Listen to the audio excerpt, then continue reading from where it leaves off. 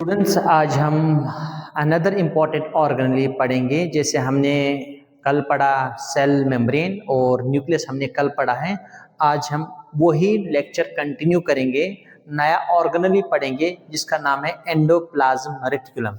Endoplasm reticulum क्या है? ये इंटरकनेक्टिंग नेटवर्क है। ये क्या है? इंटरकनेक्टिंग नेटवर्क है of flatted sac.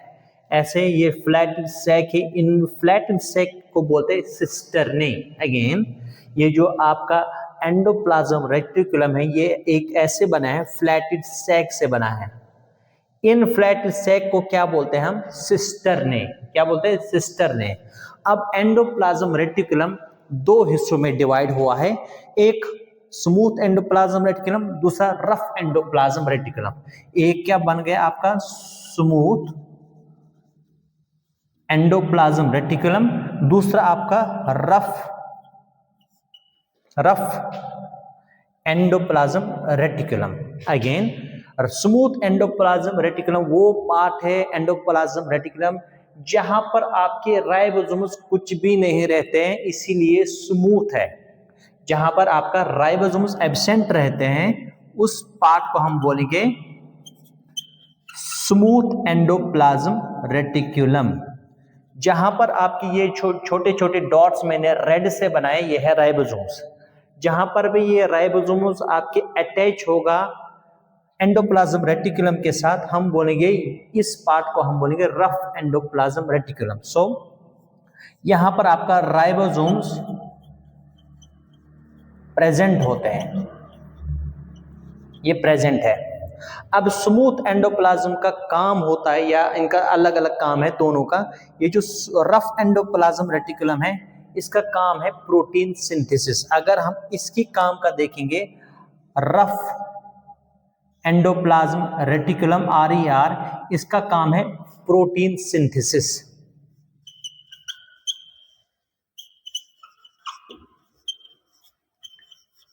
Protein synthesis. Rough endoplasm reticulum आप क्या बनाता है? प्रोटीन सिंथेसिस करता है। नेक्स्ट आपका स्मूथ एंडोप्लाज्म रेटिकुलम का काम है, ये फर्स्ट बनाता आपका लिपिड्स बनाता है, लिपिड्स बनाता है, और यही आपका बनाता फॉस्फोलिपिड्स, फॉस्फोलिपिड्स बनाता है, और ये आपको कार्बोहाइड्रेट्स भी बनाता है, कार्बोहाइड्रेट्स भी बनाता है को। और ये जो आपका स्मूथ एंडोप्लाज्म रेटिकुलम, ये डिटॉक्सिफिकेशन में भी हेल्प करता है।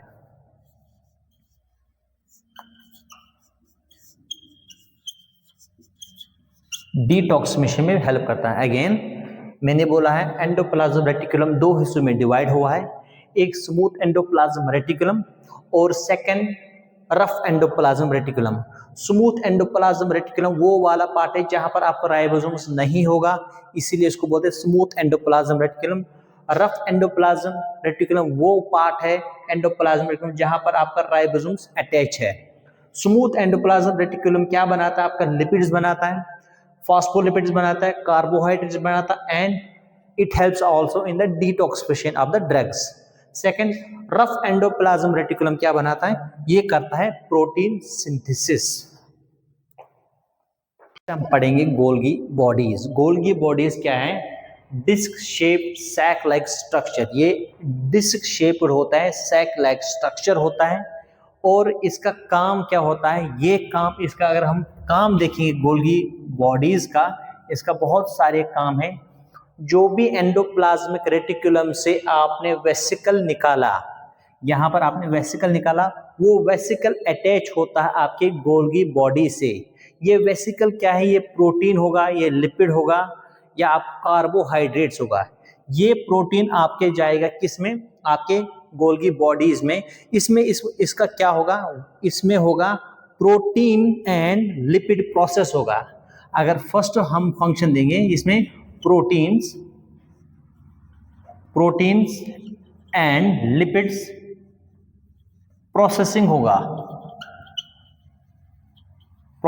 होगा, इसमें इसका मॉडिफिकेशन होगा। हम बोलेंगे इसी में इसका मॉडिफिकेशन और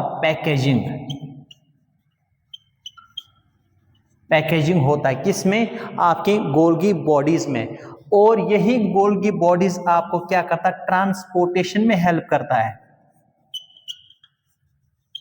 ट्रांसपोर्टेशन में आपका गोल्गी बॉडीज हेल्प करता है। जो भी यहाँ वेसिकल गया वो यहाँ गया गोल्गी बॉडीज में और उसको ट्रांसपोर्ट करता है कौन, गोल्गी बॉडीज। नेक्स्ट यही गोल्गी बॉडीज आपका बनाता है, ये प्रोटीन बनाएगा, डिफरेंट टाइप्स ऑफ प्रोटीन बनाएगा। उसमें एक प्रोटीन है उसको बोलते हैं लाइसोसोम्स। यही गोल्गी बॉडीज आपका लाइसोसोम्स बनाएगा, ठीक है। और ये आपका गोल्गी बॉडीज हेल्प करता है स्क्रीशन में। डिफरेंट टाइप ऑफ मॉलिक्यूल्स और different types of protein secrete करता है ये। अगेन हमने क्या पढ़ा है, गोल्गी बॉडीज जो disc shape sac like structure है, इसका काम मैंने बोला है ये प्रोसेसिंग करता है किसको, प्रोटीन को और लिपिड्स को, और मॉडिफाई करता है प्रोटीन्स को, और यही प्रोटीन्स उसको ट्रांसपोर्ट भी करता है। और ये जो प्रोटीन्स है, डिफरेंट टाइप्स ऑफ प्रोटीन्स है, उनमें से एक प्रोटीन है जो बनाता है लाइसोसोम्स भी बनाता है और कुछ डिफरेंट टाइप्स ऑफ स्क्रीशन करता है। ये था अभी का इसके बारे में, गोल्गी बॉडीज के बारे में। नेक्स्ट हम डिस्कस करेंगे लाइसोसोम्स। लाइसोसोम्स इंपॉर्टेंट ऑर्गेनली हमारे सेल के अंदर। क्यों ये इंपॉर्टेंट है, ये ब्रेक डाउन करता है न्यूट्रिएंट्स को और वेस्ट मटेरियल्स को, ये ब्रेक डाउन करता है, न्यूट्रिएंट्स को भी ब्रेक डाउन करता है और भी जो भी वेस्ट प्रोडक्ट है उनको भी ये ब्रेक डाउन करता है। और क्यों ये कैसे ब्रेक डाउन करता है, क्योंकि इसमें ना बहुत सारे हाइड्रोलिटिक एंजाइम्स रहते हैं, वो खतरनाक एसिड रहता है जिसकी वजह से ब्रेक डाउन ऑफ न्यूट्रिएंट्स होता है। इसमें एक हाइड्रोलिटिक एंजाइम है जिसको बोलते हैं प्रोटेसिस।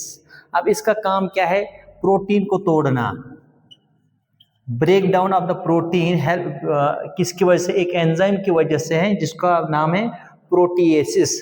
और एक हाइड्रोलिक एंजाइम है जो लिपिड को तोड़ता है, उसको बोलते हैं लाइपेसिस। लिपिड्स को तोड़ने के लिए हमारे पास एक एंजाइम, इसको बोलते हैं लाइपेसिस। सेकंड है स्टार्च। स्टार्च को तोड़ने के लिए एमाइलेस है आपके पास।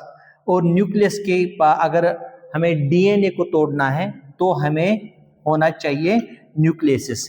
ये जो प्रोटेस है, लाइपेसिस है, एमाइलेसिस है या न्यूक्लियस है, ये है हाइड्रोलिटिक एंजाइम जो किसमें हेल्प करता है, ब्रेक डाउन में ये हेल्प करता है। अगर हम इसकी फंक्शंस की बात करेंगे, किसके फंक्शंस, इसी लाइसोसोम्स का फंक्शन हम एक एक करके देखेंगे यहीं पर।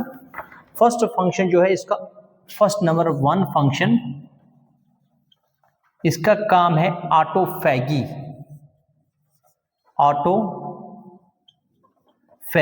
ऑटोफैगी मीन्स जब भी कोई भी ऑर्गेनली इसमें कोई भी डैमेज है तो उसको खाना, उसी को बोलते हैं ऑटोफैगी। सेकंड फंक्शन है इसका, सेकंड फंक्शन अगर हम देखेंगे, ये इंट्रासेल्यूलर डाइजेशन करता है। इंट्रासेल्यूलर डाइजेशन, ये क्या करता है, इंट्रासेल्यूलर डाइजेशन। थर्ड फंक्शन अगर हम देखें, ये ऑटोलाइसिस करता है। ऑटोलाइसिस, इसीलिए उसको बोलते हैं सुसाइडल बैग। ये जब ऑर्गेनल, जब कोई भी सेल ठीक नहीं होती या डैमेज हुआ या ओल्ड ऑर्गेनली होती है, तब ये क्या करता है, उस सेल को डिस्ट्रॉय करता है, उसको बोलते हैं ऑटोलाइसिस। और ये क्या करता है, फोर्थ अगर इसका फंक्शन देखेंगे इसका लाइसोसोम्स का, ये डिफेंस भी करता है। डिफेंस डिफरेंट माइक्रो ऑर्गेनिज्म, उसमें आपका बैक्टीरिया आएगा, वायरस, फंगस आएगा, सबको ये तोड़ता है।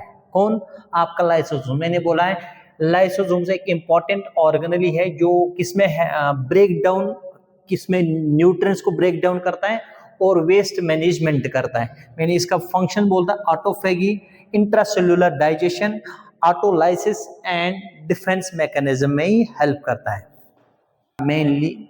राइबोसोम, नेक्स्ट ऑर्गेनली हम कट कर लो। नेक्स्ट ऑर्गेनली हम डिस्कस करेंगे राइबोसोम्स। राइबोसोम्स, आपको बहुत सारे राइबोसोम्स एक सेल के अंदर मिलेंगे। इन राइबोसोम्स का काम होता है प्रोटीन सिंथेसिस। अगर हम बोलेंगे प्रोटीन का फैक्ट्री कहाँ है, प्रोटीन कहाँ बनते हैं आपके राइबोसोम। हम बोलेंगे फॉर सिंथेसिस और फॉर्मेशन ऑफ प्रोटीन्स किसका काम है, ये आपके राइबोसोम्स का काम है। नेक्स्ट हम पढ़ेंगे माइटोकॉन्ड्रिया।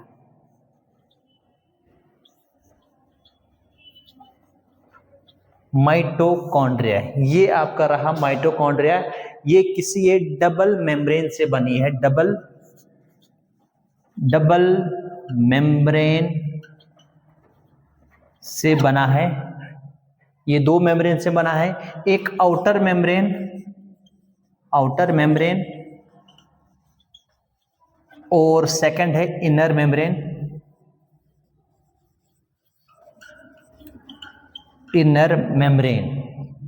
जो इनर मेम्ब्रेन है इसमें आपको बहुत सारे फोल्डिंग्स मिलेंगे। इनर मेम्ब्रेन में आपका बहुत सारे फोल्डिंग्स मिलेंगे, उन फोल्डिंग्स को बोलते हैं क्रिस्टा। बहुत सारे फोल्डिंग्स मिलेंगे आपको इनर मेम्ब्रेन में, उन फोल्ड्स को बोलते हैं क्रिस्टा। अब क्रिस्टा के अंदर ये जो स्पेस है इसको बोलते हैं माइटोकॉन्ड्रियल मैट्रिक्स। ये जो स्पेस है इसके mitochondria, you will get the one space and that is called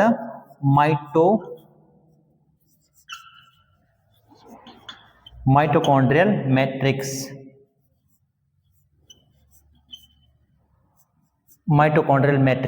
इस माइटोकॉन्ड्रियल मैट्रिक्स में आपको मिलेगा सर्कुलर डीएनए। ये एक ही ऑर्गेनेली है हमारे सेल में जिसके पास अपना डीएनए है। इसके पास आपको सर्कुलर डीएनए मिलेगा और इसके पास अपना ही राइबोसोम्स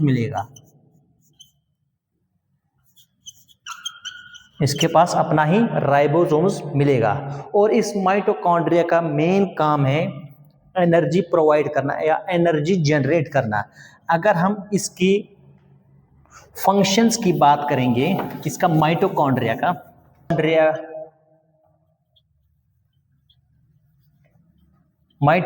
का फंक्शंस की बात करते हैं, इसका मेनली काम है एनर्जी जनरेट करना। तो हम बोलेंगे हमारी बॉडी का जनरेटर जो है वो सेल में है जिसका नाम है माइटोकॉन्ड्रिया।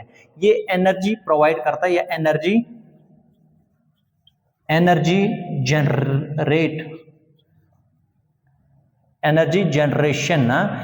जनरेट करता है, ठीक है। इन द फॉर्म ऑफ, किसके फॉर्म में, in the form of adenosine triphosphate, जिसका शॉर्ट हम बोलते हैं ATP, एडेनोसिन ट्राइफॉस्फेट। ये क्या है, ये है वही चीज, मेन चीज अगर माइटोकॉन्ड्रिया का काम है बोलना ATP फॉर्मेशन। ATP क्या है, ATP हमारी बॉडी को एनर्जी देता है, एनर्जी प्रोवाइड करता है, इसीलिए इसको बोलते हैं माइटोकॉन्ड्रिया को दूसरा नाम बोलते हैं power house of cell. Why it's called power of cells, because it helps the formation और सिंथेसिस ऑफ ATP। ये था माइटोकॉन्ड्रिया के बारे में।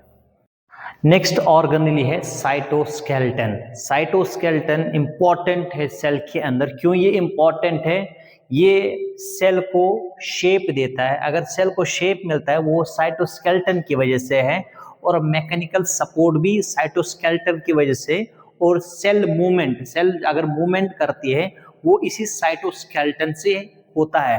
अब साइटोस्केलेटन क्या है, ये है network of the protein filaments. ये एक क्या है, network of the protein filaments, ठीक है।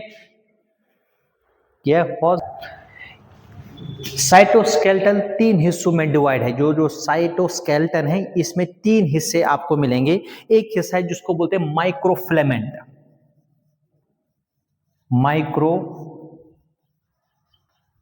माइक्रोफिलामेंट में देखा है, माइक्रोफिलामेंट ऐसे शेप आपको सेल में स्मॉल प्रोटीन स्ट्रक्चर मिलेगा, इनको बोलते हैं माइक्रोफिलामेंट्स। इनका काम होता है, फर्स्ट इसका काम है मसल कंट्रैक्शन करना, मसल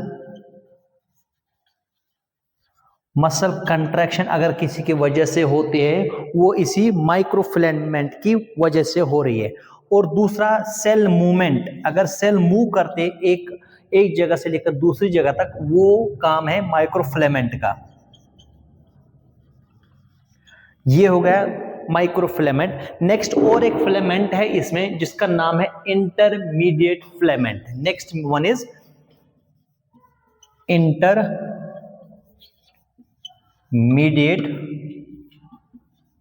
फिलामेंट। इंटरमीडिएट फिलामेंट और एक फिलामेंट है जो सेल को शेप प्रोवाइड करता है, सेल को शेप दे रहा है। कौन? Intermediate filament. और इसका काम है provide the mechanical support, provide mechanical support. कौन करता है? आपका यही इंटरमीडिएट फिलामेंट। और एक जो है माइक्रोट्यूब्यूल्स, ये आपका माइक्रोट्यूब्यूल्स है, ये भी प्रोटीन से बना है। क्या है नेक्स्ट? और नेक्स्ट है, ये था नंबर 1, ये 2 एंड थर्ड है माइक्रोट्यूब्यूल्स। माइक्रोट्यूब्यूल्स ये भी प्रोटीन का ही स्ट्रक्चर है, ये जो हेल्प करता है सेल डिवीजन। मेनली ये क्या करता है? सेल डिवीजन में आपका मोस्ट इंपॉर्टेंट जो काम है सेल डिवीजन का, वो इसी का है, माइक्रोट्यूब्यूल्स का। और ये क्या करता है? आपके सेल का फ्लैजिला और सीलिया बनाता है। It helps the formation of cilia and flagella.